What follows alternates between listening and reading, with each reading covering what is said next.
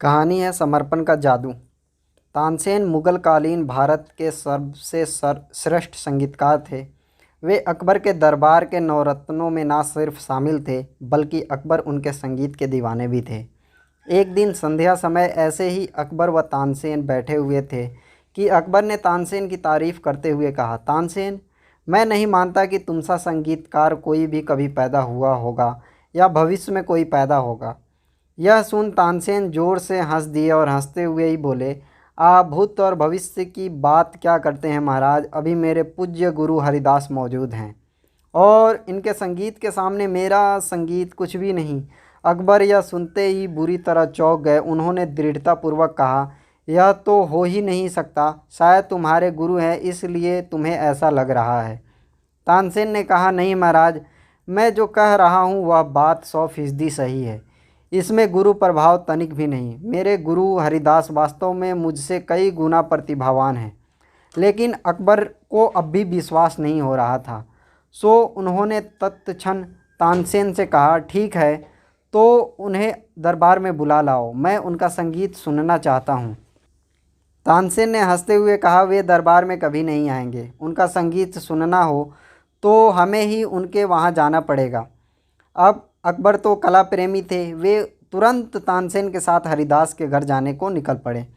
जैसे ही घर के निकट पहुँचे तानसेन ने कहा, हम यहाँ बागड़ में छिप जाते हैं, देखते हैं वे कब राग छेड़ते हैं।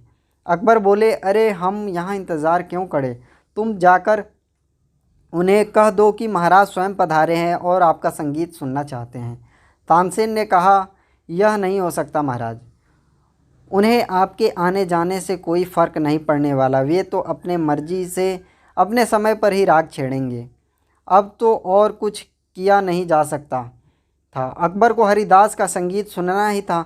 चुपचाप तानसेन के साथ बागड़ के पीछे छिप गए और हरिदास के राग छेड़ने का इंतज़ार करते रहे। उधर मध्य रात्रि को हरिदास ने आलाप छेड़ा और छेड़ा तो ऐसा छेड़ा कि अकबर अस्तबद्ध रह गए। उनकी आंखों से आंसू बहने लगे। बात तानसेन की 100% सही थी। तानसेन का उनके गुरु से कोई मुकाबला हो ही नहीं सकता था। हरिदास का पूरा गान सुन अकबर व तानसेन राजमहल के लिए निकल पड़े। रास्ते में अकबर ने तानसेन से पूछा, तुम ऐसा क्यों नहीं गा सकते, प्रयास करो, दुनिया में क्या असंभव है। तानसेन ने कहा, यह कभी नहीं हो सकता। अकबर ने चौंकते हुए पूछा, क्यों। तानसेन ने कहा, बात प्रतिभा या प्रयास की है ही नहीं, क्योंकि मैं दरबार में आपकी जी हुजूरी में गाता हूँ। मुझ में गुरु वाली बात आ ही नहीं सकती। मनुष्य जो कार्य अपनी मस्ती और सिर्फ अपने लिए करता है उसकी बात ही अलग होती है।